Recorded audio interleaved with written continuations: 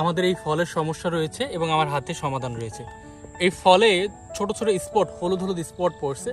এই স্পটটা পড়লে ফলের যে গঠন আকৃতি এটা নষ্ট হয় এবং ফলটা বাতিলের খাতায় চলে যায়। তো এই স্পটটাকে দূর করার জন্য আমরা এখন 3টা ওষুধ নিয়ে আসছি। প্রথম ওষুধ, এটা সবচেয়ে কার্যকর, এটা হলো এনএসি লেক্সুমিন। এটা ন্যাশনাল এগ্রো কেয়ারের।